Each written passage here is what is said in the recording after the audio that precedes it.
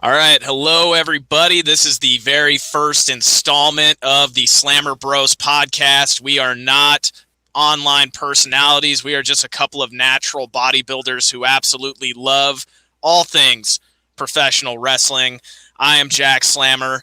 With me is my big bro, not my kayfabe big bro, but my real big bro, Steve Slammer. Steve, how's your Sunday going so far? Hey, man, I get to talk some pro wrestling with my buddy here, with my brother. How does it get any better than that? I mean, we are going to go to SummerSlam live in 3 weeks. See, now you're letting the cat out of the bag, man. Well, I mean, we're going to have to. It's going to come out of the bag eventually. I mean, okay. I mean, go ahead.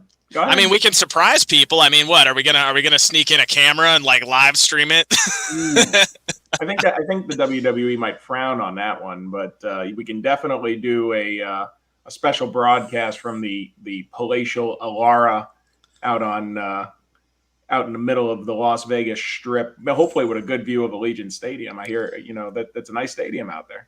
Oh, it's an extremely great stadium. I'm just glad that the Raiders fans have not torn that place to shreds. Because they haven't let any in yet. Oh, God. Bro. That crowd's going to be absolutely insane. Oh, dude. This is what people don't understand. What I'm telling people is it's like, okay, Raiders fans are just freaking crazy. I love Raiders fans. I love the Oakland Raiders as a team, but they're crazy. Now, what I tell people is take all those Oakland Raiders fans and then put them in a position, put them in a location where it's socially acceptable to get hammer drunk at 8 a.m. and go to a strip club. It is not a good mixture, so I'm just hoping to God that Raiders fans don't change Vegas for the worse. I'm just glad they're not the Reno Raiders, because I think Reno would have been a better fit. The Reno Raiders. But I mean, who the hell is going to go all the way to freaking Reno? And does Reno even have a population big enough to support an NFL team at this point?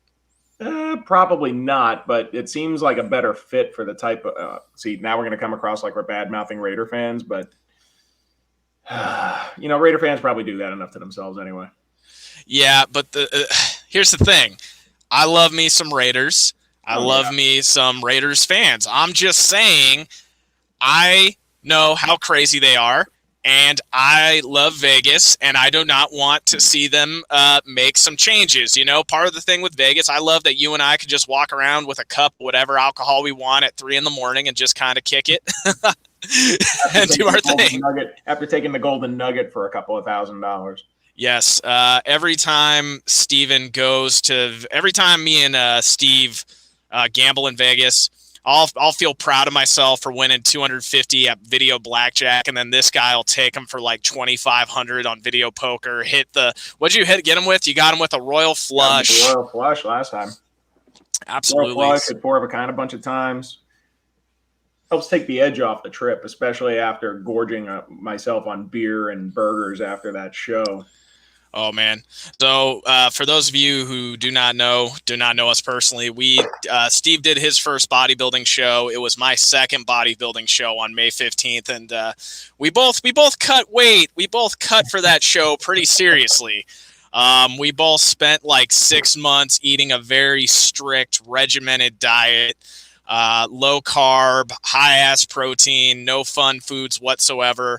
And what I remember, and we're going to get to we're going to get to our subject today in a moment, but what I remember most about that was you and I would be in a taxi and every single fast food place, didn't matter what it was, popped up. You're like, damn, McDonald's, I can't wait to eat that.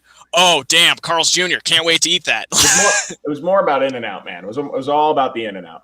In-N-Out. Now, do you have In-N-Out East Coast? Oh, God, no. Out here, we don't even have Carl's Jr. out here. Out here, we got like McDonald's, Wendy's, Burger King, Sonic. We got Sonic. Okay, Sonic's not bad. Sonic is In-N-Out light, but it's all right. I think the last time I had Sonic was like 2013. Yeah, I mean, dude, for me, holy crap, it was like high school last time I had Sonic. For me, it was high school of all things, and I remember I loved their slushies. Their fries were okay, and the burgers were all right. But now, we got to segue into this. So you and I, this podcast is primarily going to be professional wrestling. We're going to cover Raw, SmackDown, and AEW events.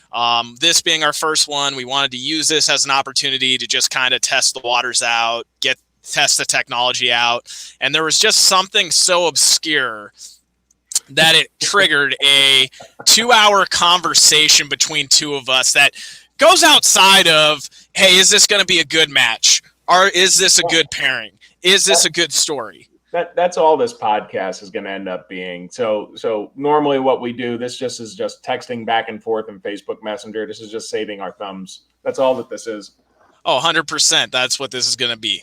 So last week on AEW, Chris Jericho defeated the first labor, and in that first labor, quote unquote, and for those of you who don't know the storyline, Chris Jericho is going to fight MJF if he can win 5 matches, and they're referring to it as like Hercules lore, referring to it as labors, right? So the first labor, he was in a match where his opponent could use a chair on him, but he could not use the chair on his opponent. He wins. Then MJF comes out, cuts a really good promo. I will say this, MJF is good on that microphone. Like, I do enjoy his promos. Like, he is a great heel. Like, I do like him as a heel. I don't like this particular storyline, but I do like him as a heel. He comes out and he introduces his next labor, which is going to be a death match with Nick Gage. And for those of you who don't know who Nick Gage is, he is a guy who basically cut David Arquette's head open with a pizza cutter, and then took a broken piece of one of those, like, yeah, and then he sliced his carotid artery and almost killed him. After he had promised David Arquette that he would not cut him, but if they ended up getting cut, oh well, that was like their gentleman's agreement the night before that match. So anyways, now, Chris Jericho, former WWE champion, world-renowned wrestler, probably one of the most respected guys in the industry, who is now 46 years of age, is going to be put into the ring with a guy who is professionally unstable, probably couldn't legit wrestle a non-deathmatch match. I gotta ask, Steve, I'm going to let you start with this. What are your initial thoughts on this match, and what are your initial thoughts on this whole spectacle in general? Oh, God. Here's what I'm going to tell you. Well, so going back to something you said originally, the reason why you're having a hard time getting into this story is because the story doesn't make any sense. So, 5 labors, escalation, you start with the chair match, now you're going to this death match. I don't know where they're even going to go from here. What are they going to? Are they going to bring back Mick Foley and do like an Inferno match or something? Luther gets set on fire. Maybe they can do. Hey, you know what they can do? They can do the pandemic storyline that WWE did with Mysterio. The I'm going to pop your eyeball out match. Maybe that'll be next. Ooh. Good thing Ray grew that eye back. By the way. Oh yeah. When it comes to, I think most people, I got to ask, did you see the dark side of the ring on Nick Gage? Yeah, that's where a big part of my concern comes from. Now, what's concerning for me and everything, and I'm going to let you finish your initial thoughts, is not the guy's criminal history. Like, I'm a big proponent of rehabilitation, and I feel like once you've done your time and your prison sentence, you're free and clear, as long as you're rehabilitated to live on your life and put that behind you. What my concern is for Jericho and for AEW in general is this guy's not professional, and you have a phrase that I'm not going to take from you, but I don't think, even if you plan this out, first off, this guy is not in the same league as Jericho. He can't wrestle a legitimate match, and he's dangerous. Like, not like big dude who can't control himself dangerous. This dude is dangerous in the ring. Completely unpredictable, but I'm going to pass it back to you, let you finish your initial thoughts. Well, you just hit on something else too, and you said he's not in the same league as Jericho. The problem is right now, and with what they're doing over in AEW is they are in the same league. That's the problem. So now you're bringing in this guy who, bleeds in the middle of a cornfield, in the middle of Delaware because they severed his carotid artery with a broken light tube. Yeah. This is probably going to be his one shot because I was telling you earlier they're not going to sign him. I'm sorry, I shouldn't say that. Let me explain to you why I think that though. Because did you hear the rumors with AEW that they're going to be signing Danielson and they're going to be supposedly signing Punk, right? I have heard those two rumors with Punk and Daniel Bryan. I did hear those two rumors. So you got Tony Khan running around and he's promising big things, big things, big things, and Punk I find hard to believe. I could believe Danielson, but let's say he gets both. So on the same level, now you're going to turn around and you're like, oh, and by the way, we also got Nick Gage. Yes. Nobody knows who Nick Gage is, except for a handful of the hardcore internet folks that really follow AEW, and then maybe a handful of people that saw the Dark Side of the Ring. So now you're bringing this guy in. It's going to be a one-off. It's going to be this guy's probably only time he's going to be on national TV with a world champion caliber guy in Jericho who's got a legacy and he's got talent. He's the biggest name in that company. Yeah. What's to stop Gage from going into business for himself in this match? That's an excellent point. So for me, I put together a list of questions, but let's just touch on this organically as this pops up. What I feel like, and you shouldn't have to do this with professionals, but I feel like with this match, you have to treat it as secure as a Hollywood movie set. Making sure that the weapon you make these weapons as safe as humanly possible. You got to search this Nick Gage guy before he goes to the fucking ring. You got to search every single person in his entourage to make sure that they don't sneak something in. And if this guy, here's what I would tell Jericho. And you know what? I'm being honest. If this guy puts you in danger in any way, you make this a shoot. And you finish this match however the hell you need to finish it as fast as fucking possible and get this bum out of there. I'm scared for the guy. The fact that I even have to say that. We're not just concerned about, a shit storyline here. We're concerned about the safety and well-being. Not kayfabe, but, in reality, this man, Chris Jericho, we are worried about his safety. So I think you have to have safety nets put together. You have to have various finishes. You got to have the ref involved in any way you can. Yeah. But it's a death match. So how's he gonna stop this? You can't count him out. You can't DQ him. And I'll let you finish. My bad there. No, you're good. Does Jericho get a quick submission on him? Freaking pull the legs, get a quick ankle lock, pull it back. And then the ref kind of just pulls like a Montreal screw job on Nick Gage. They have to have these plans in play to get him out of there if he decides to, as your point, which is, I got to steal that phrase for you, go into business for himself. How do you see that unfolding? You're the booker, you got talked into this match, forced to do it. What safety measures would you put into play? See, that's the problem is that requires them to actually think through this stuff. And I don't think that they've thought through this at all. I think if you thought through this, you wouldn't even bring this guy in. They had it set up. It was the 5 labors. They start with Sean Spears. I think, okay, they're going to just have him go through each member of the Pinnacle in different, stipulation matches. And then they bring in Gage. And it's like, geez, you're bringing in this guy on the second stage of 5. So now you're raising audience expectations. It's going to have to get escalatingly violent. You got Jericho bringing back his Painmaker gimmick and that he did in Japan for 5 minutes. But, I agree with you. You got to get the referee involved. You got to make sure that he's ready. And your toughest referee, you got to be ready to have him just intervene. And then you recover it later. You turn around and you say, hey, Jericho paid the referee, just something, right? But, to cover for it. But you got to have a plan. And the problem with everything that they do is that it doesn't feel like there's any kind of plan to any of it. It's one thing when you've got, Moxley and Omega doing some nonsense, or you got the Bucks, doing the thumbtack gimmick in the mouth with the what's his face. But Gage is totally different, and I got this feeling in the pit of my stomach that he's going to try and go into business for himself because that's his thing. Yeah. And that's going to speak to his hardcore audience and the only people that are actually keeping him in business right now for himself. So, again, I don't know what kind of assurances they have. I don't know what kind of deal they've made with this guy, but it to me, it feels like there is way more to lose for the company than there is to gain just from he has no name recognition.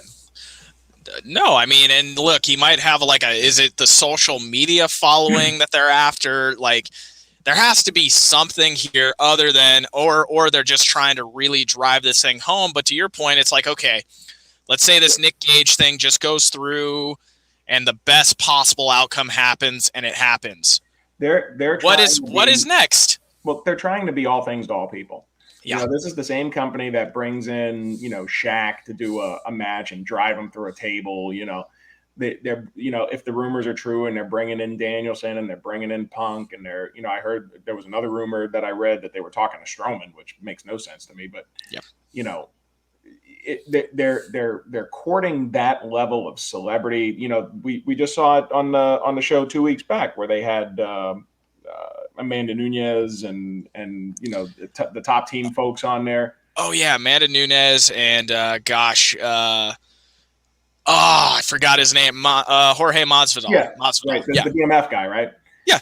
And so they're bringing in these mainstream folks, and now they're trying to court this niche internet, death match cult that's into this kind of stuff. And by the way, I'm not against death matches. Yeah. I've been back in the day. I've been to ECW shows, but if that was a more professional presentation than what this CZW mud show nonsense that they're doing, where they had to life flight Gage out of there because he severed an artery on one of these light tubes. Yeah. I don't really know. I guess where I'm at is I just don't know what AEW gets out of this. Well, and then that was going to be the first, after our initial thoughts, I have a list of questions here. I figure I'll let you go first. I'll intervene with my thoughts here. But my first question, and that this segues into that really well, is why the hell is AEW risking Jericho's well-being, their brand, because, they're right now considered largely as WCW, right? They're at least on that level right now. Maybe they're not as good of a product as early days WCW was, but they're on that level. And possibly their TV spot on TNT, if you do something too stupid and reckless on TNT, they could just say, hey, deal's off, we're cutting this. Yeah, I get the feeling that they're feeling a little bit bulletproof right now. Yeah, they're going to be moving to TBS. They have this TNT deal for this new show that they're going to be doing. They have this other deal to do these Clash of the Champions style things on TNT next year. Obviously there's a little bit of swearing that goes on the show. So I don't know if I agree with you. I think if Gage does something stupid, it could risk their TV spot, and that's the whole point, though. Is I don't think that they're really thinking through. Anything in life is a risk reward. Yeah, I think they're taking a big risk, and they're not even getting a real reward out of this. It's going to be a throwaway second match in a 5-match series. Yep. Gage has a following of internet wrestling fans that are into this deathmatch stuff. It's not like they're going to turn around and all of a sudden just start becoming AEW fans because they let Nick Gage cut into Chris Jericho with a pizza cutter. Well, I'm actually looking up Nick Gage's social media following right now. On Twitter, he has 27.8 thousand followers. Okay. I was afraid you were about to say million. No, 27.8 thousand followers in comparison to AEW, which I believe is over 2 million followers. So to your point, it's like the little bit, because even the thing is, let's say you sign this guy, you have your little deathmatch bullcrap stories on the end. You're going to get guys who are going to tune in for the 5-10 minutes of bad matches. Then they're going to turn on something else, and you're going to alienate the people who just want a good pro wrestling product. They can't sign him. I don't know how they could justify. I know that they sign pretty much anyone with a name from the independents, but again, I mean, what's he going to do for you? You said it perfectly. You touched on a great point. It is low reward for maximal risk. And part of me is like, okay, if you wanted to take the deathmatch angle, why not have him work Moxley? Like, just have him work Moxley. Him and Moxley have a background. They have a history together. Exactly. And then you could go into that and you could say, and then, MJF could have said, hey, if Moxley wins, I'll give him the title shot or something. You could very easily make that a story and provide motivation there. Well, and on top of that, I mean, if they decided to sign him, what do you do with him next? He's already wrestled Jericho. Like, what else is there for him to do? What are you going to put him in a match against Jungle Boy? That's not happening. Yeah, I don't think anybody's going to want to work with this guy. Like, no one in that locker room. Gage is going to wrestle Nick Gage. No. Christian Gage wouldn't do it. Matt Hardy's not going to do it. Freaking no one in that locker room is going to do it. That's why I think, to your point, it's a one-off. It's got to be a one-off. Yeah, the only second match you get out of that is by putting him in the ring with Moxley. That's about it. I could see Moxley working with him, and I could honestly... That makes more sense to me if you really wanted to do this than putting him in there with Jericho, because Moxley at least has seen this guy work, knows his style, and I think he could salvage a match with him and make it like not suck. Well, and now you're asking Jericho at, you said 46. I think he's actually 50. Let me take a look at that. I think he's closer to 50. To now carry this guy in a national. You are correct. He is 50 years old. I was thinking of Adam Copeland, aka Edge, who was 46. So I got the two confused. Now you're going to ask Jericho to carry this guy in a national TV match with deathmatch rules, and by the way, protect his ass. Yeah. I don't see any reward that they get out of this. I don't either. My thing is, this goes into my second question. How the hell did they put Jericho up to this? They gave him a bunch of money. I mean, does he need it, though? The dude has been, Bro, you pay me what they're paying him, I'll get in the ring with Nick Gage. I get that, man, but part of me is like, okay, at some point, you got to look at yourself and you got to say, hey, I'm 50 years old. I got enough money in the bank. I don't need to be doing this crap anymore. I think this is hitting on common critiques of Jericho these days, which is he's just latching on to anything with some kind of cachet. Yeah. And I think that, based on the recent Dark Side of the Ring, I think that has something to do with it. And I think that, Jericho is, doing the the big prolonged farewell tour right now. And so it's an opportunity for him to hey, I did a death match with Nick Gage. Okay, got it. Call David Arquette and ask him how that went, Dude, here's my thing, and here's the one thing where if Nick Gage respects Jericho, which I think he might, because you got to remember Arquette was kind of like seen as this novelty dude trying to play in that world. So maybe he was just like, all right, screw you, dude. I'm gonna do whatever I want because you don't belong here. If he respects Jericho, maybe that'll provide a layer of safety. If Jericho was kind to him or something. But if you look at this guy, Nick Gage, I'm just like, you don't look like a pro wrestler who belongs on the main stage. You don't look like you work out. You don't look like you're going to take this seriously. Does he know how to do even the most basic of lockups with a guy like Jericho? That's not what he gets paid for. And by the way, he thinks he's a big star. I mean, yeah, in a small, like, I'll say this, like, Dark Side of the Ring did a live Instagram last night because he had another death match yesterday, in which he lost. I forgot who he fought, but the crowd did give a big pop. But this is him and his element in front of 250 to 300 people, and it's definitely the death match crew that was there that night. I try not to make fun of any wrestling fans, but the people that are into those things, I think they're just looking to watch a snuff film or something, because those things, I mean, don't get me wrong. I've seen my fair share, and I've seen some CCW Tournament of Death stuff. And some of it, the first time I saw one of them, I was like, okay, that's kind of different. And then when I realized that they were all like that,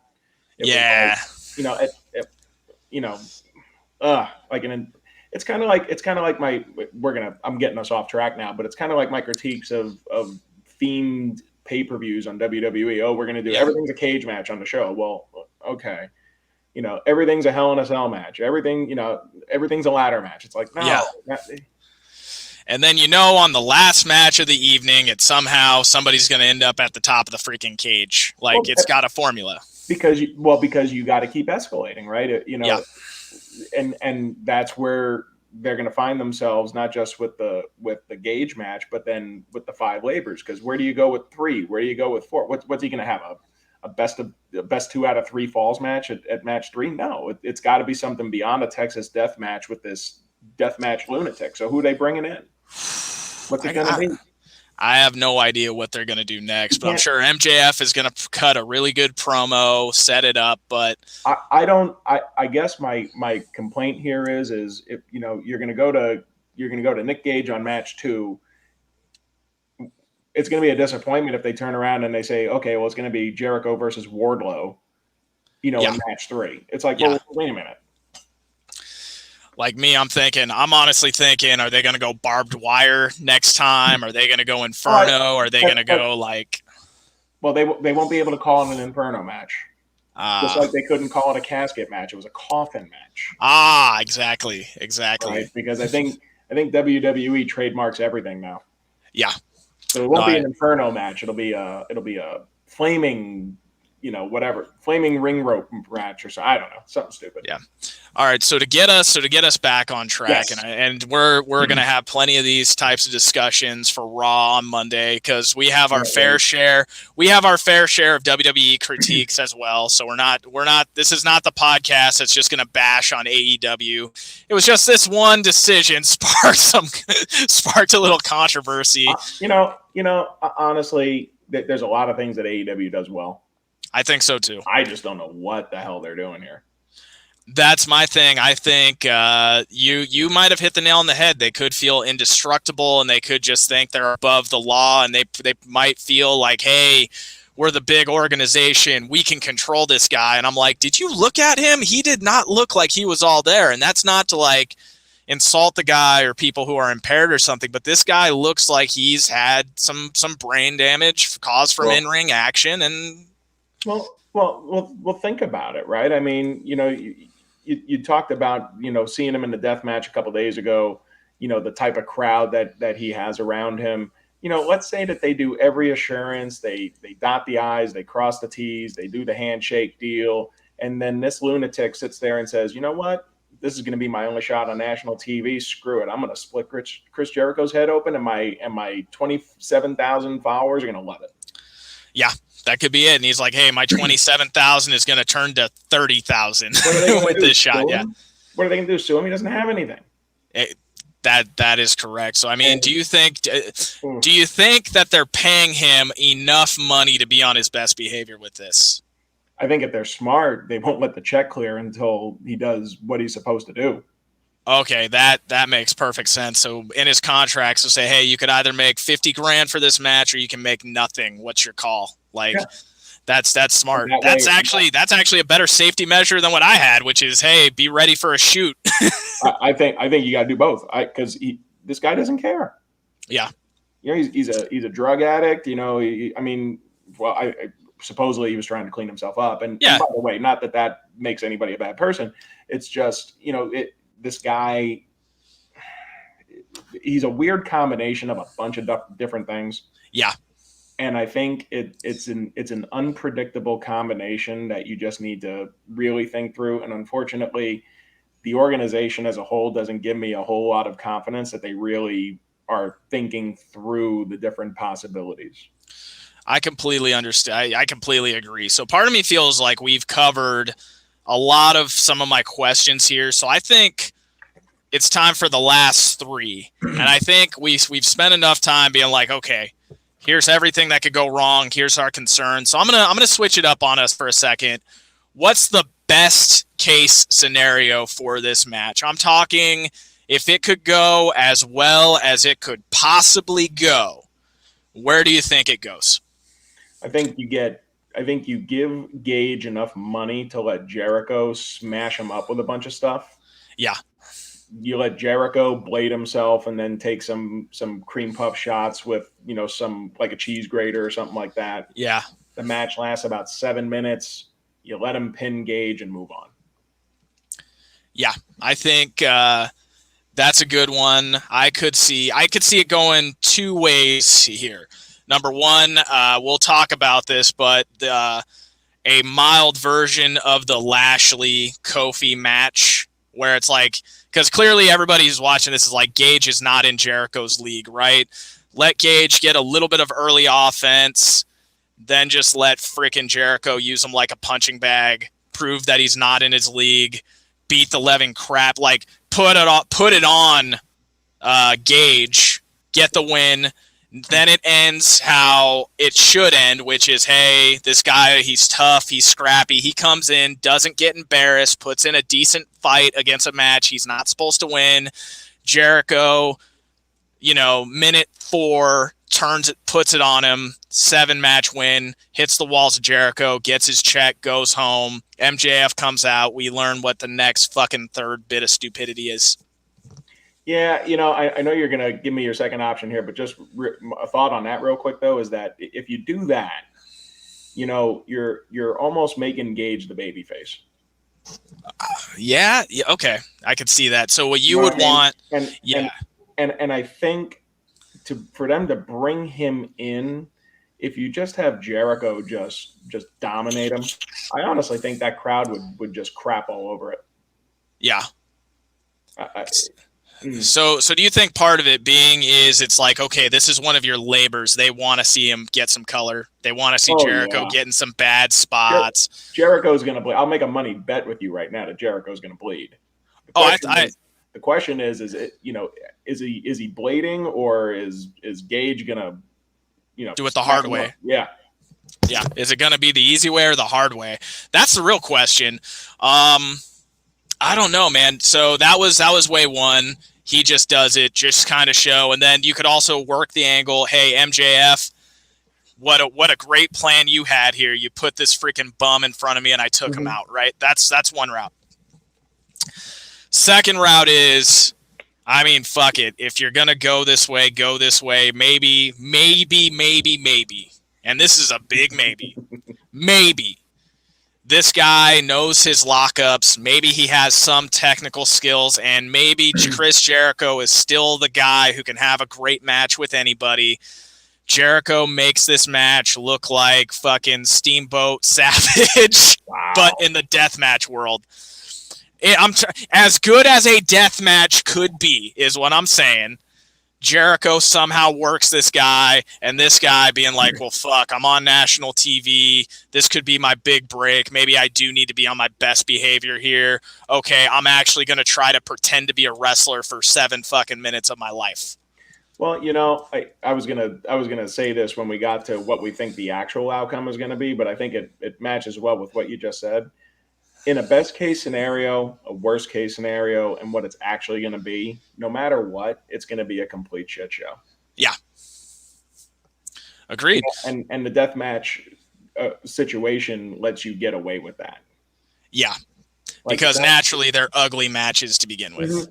You're not asking them to go out there and be Steamboat Savage, but at the same time, if they were Steamboat Savage out there in a deathmatch situation, it would still look like just a mess. Yeah. No, I agree.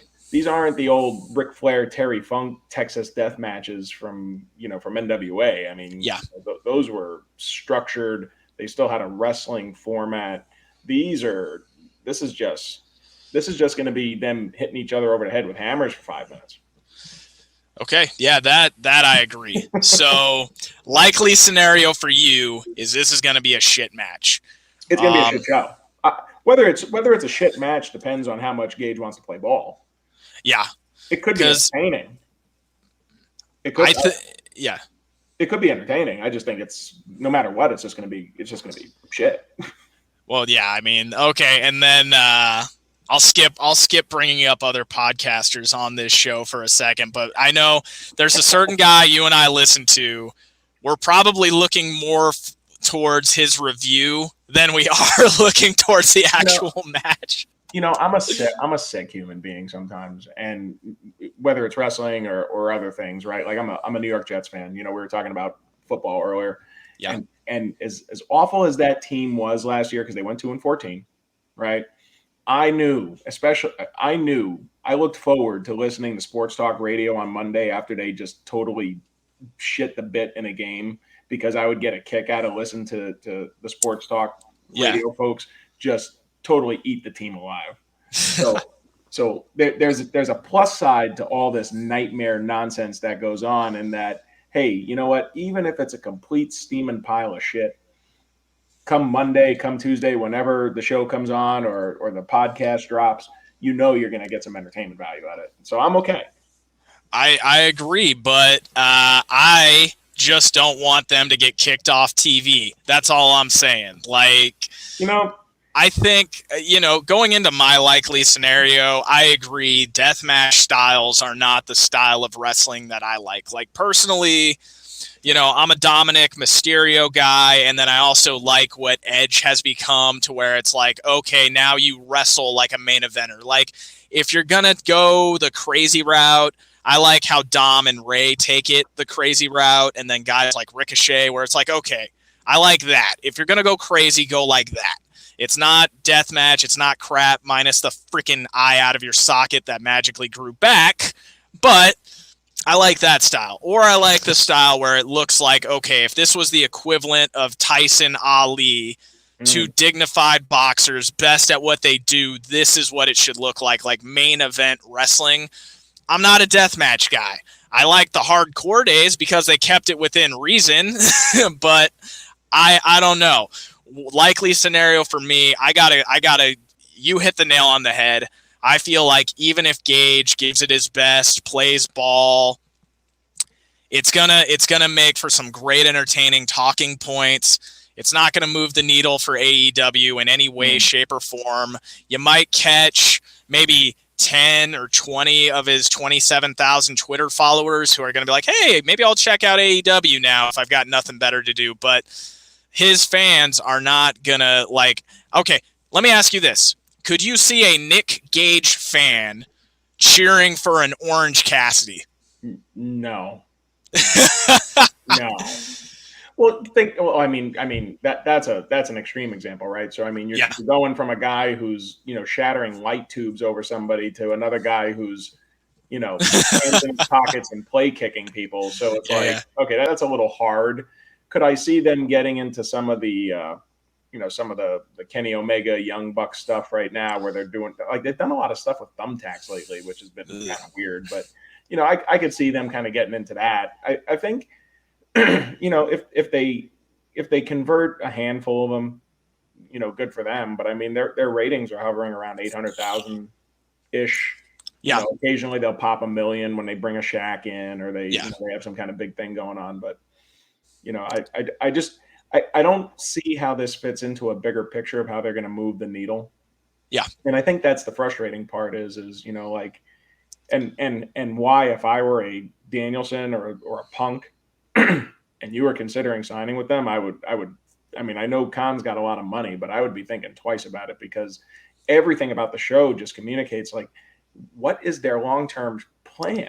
Yeah. It kind of reminds me to a lesser extent. Remember, it's like Vince Russo WCW days where it's like, you think of one match, one moment, one spot at a time, but it doesn't look like there's an actual clear picture as to what's going on. To their credit, at least this 5 labors thing leads to something. There's at least an end, there's a story arc there. But where do you go from there?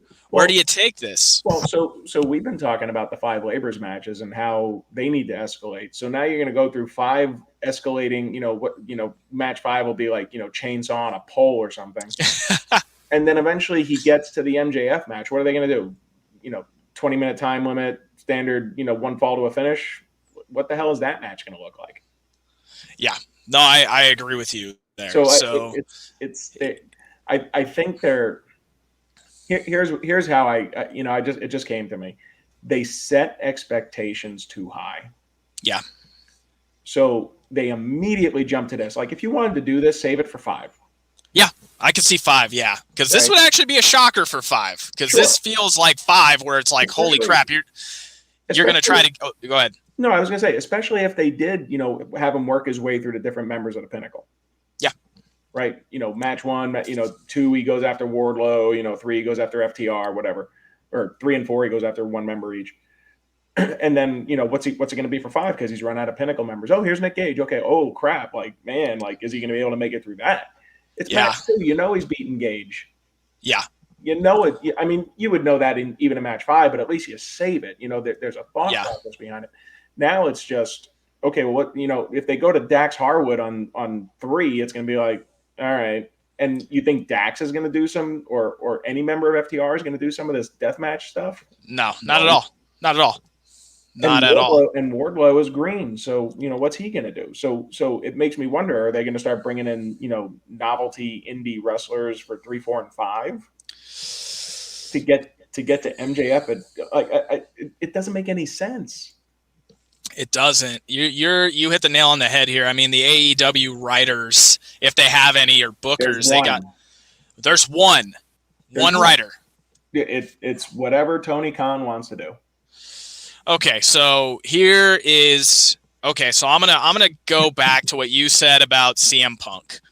And I apologize to anybody who's listening for me making constant comparisons with AEW and WCW, but in my eyes, they're number 2. WWF was always number 1. WCW was number 2. They're the new number 2.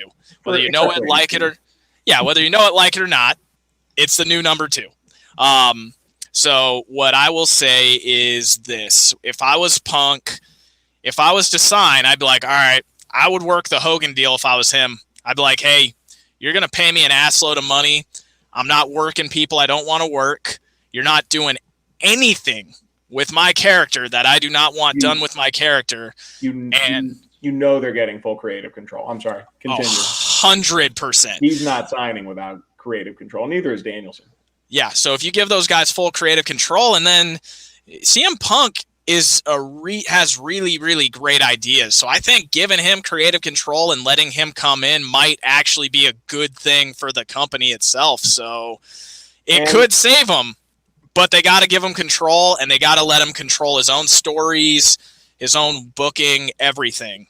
And he's 0-1-1 in UFC. So. Okay. Maybe we should save this for another time, but like you and I both have martial arts backgrounds. Myself, more Brazilian Jiu-Jitsu, grappling. You've got 3 advanced black belts. I've got a 2nd degree in Taekwondo. Doesn't mean anything. So what I will say about Punk is this: with his UFC run, and this is probably our last thought before I leave, before we sign off here. If you look at Punk's career, normally when you bring a guy like that in, you handpick guys for them to beat, and you slowly let them climb up.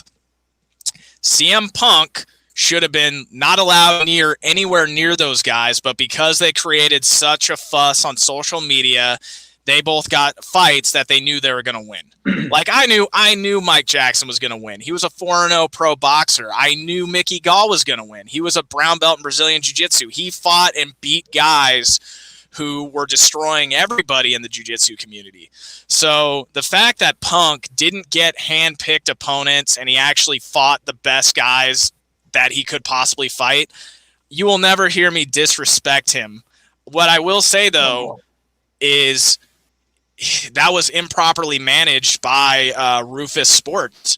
If I was Duke Rufus, and maybe this just goes to show there's a reason why you have amateurs, mid-level pro, and then high-level pro in MMA. So if I was to redo Punk's career, I'd be like, okay, hey, you can sign that 8-fight deal with the UFC, but you're going to fight on Fight Pass shows. You're going to fight in regional promotions, and we're going to pick guys that you can beat because we want to, build your confidence, build your record, and then C, if you decide you want to go into pro wrestling, you don't have to take a 5-year hiatus just so people will forget about the fact that you got your ass beat like you don't know how to fight.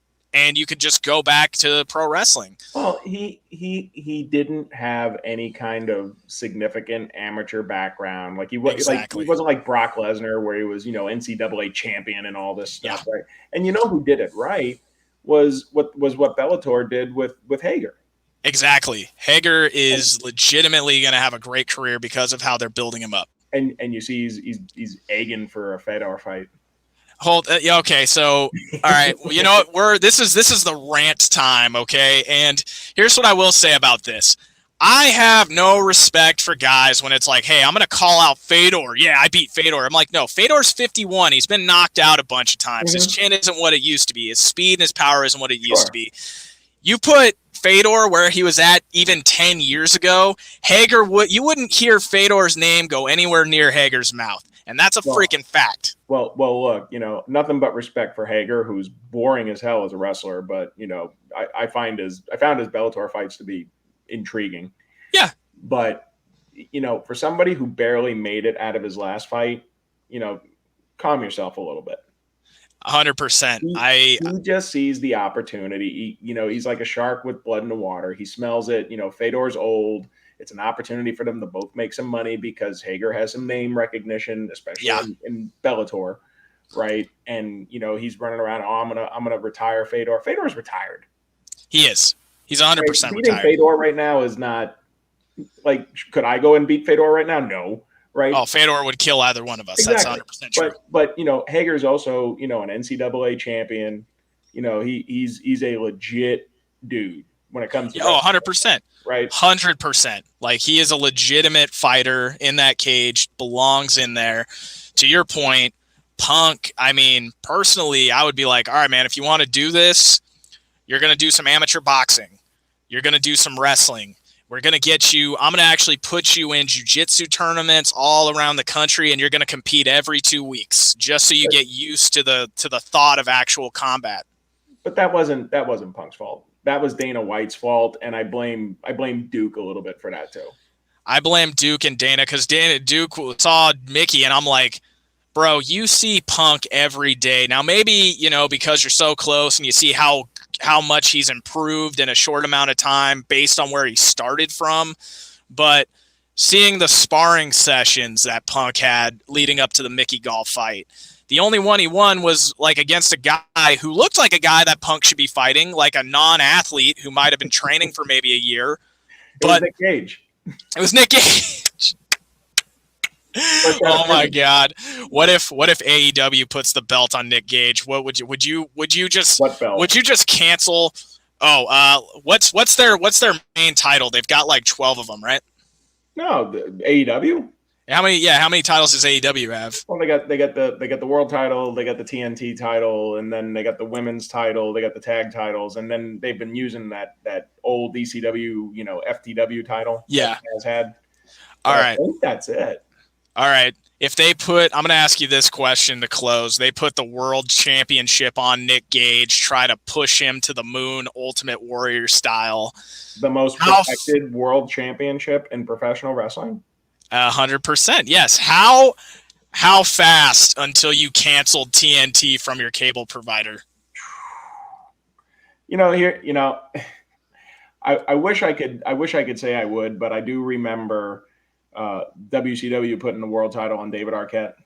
Yeah, but at least they kind of had a story there with it, right? Because then a movie. There was no story. They were promoting a movie. Well, they promoted a movie. Then they had that cage match.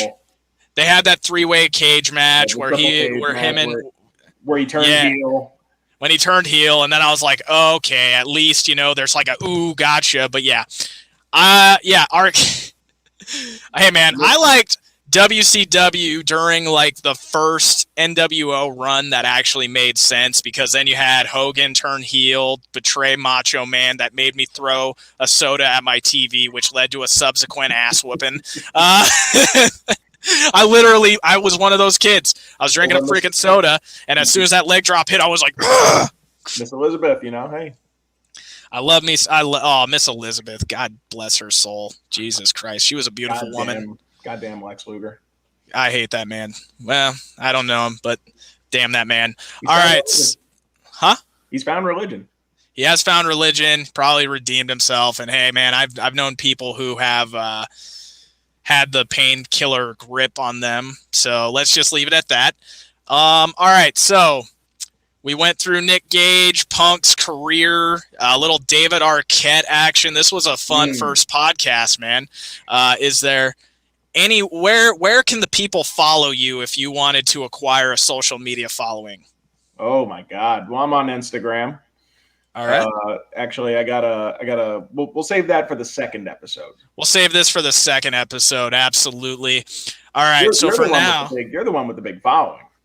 I'm on TikTok at Jack Slammer. If you want to follow me, Jack Slammer. TikTok. Yeah, I'm on TikTok, Instagram, Jack_Slammer_fitness on Instagram. Those are the two main ones that I'm on, but we're going to be posting these all over social media. Absolutely. But everybody, thank you so much. If you tuned in, made it to the whole thing, Steve and myself, this is just how we talk. Like when we're in Vegas, this is our conversations. We just talk wrestling the whole time. I'm telling you, we're a month out from SummerSlam now, and the lead up to that, we're gonna have to do some shows on that, just the build up, and then definitely get some post review.